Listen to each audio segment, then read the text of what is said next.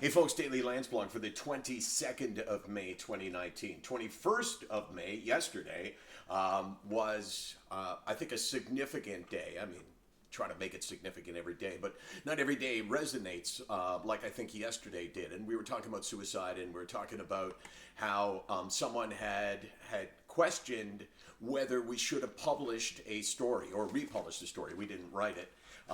Dealing with candor regarding a 10-year-old suicide from his therapist. And, you know, here's what I'm thinking. Where was I? Where was this for most of my life?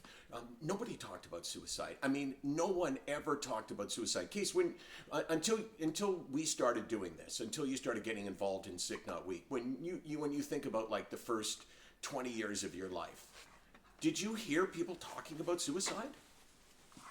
No, just of people dying by that, and everyone would always be like, "Oh, how did he do it?" Right, and they would say, "Why? What was the story?" Because there used to be this belief that you took your life because there was something bad in your life, that you had a gambling addiction, or it was going to be revealed that you had this secret.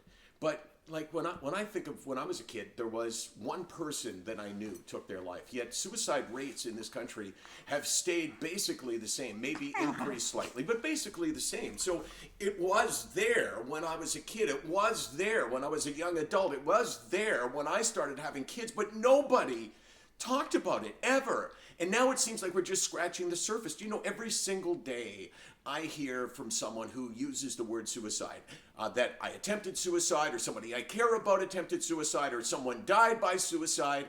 And I just think that we're scratching the surface and we don't even know what's underneath the surface. And I'm so lost sometimes to encourage people to fight when they say, I've given up. I don't feel like I have the strength. I want to die.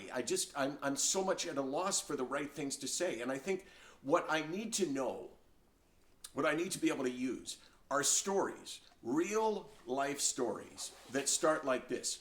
At one point in my life, I was absolutely hopeless. I thought, I have no reason to live. I don't want to live. I'm not going to live. And I attempted to take my life. And happily, I did not succeed in taking my life. And here I am 5 years later, 10 years later, 2 years later, whatever it is.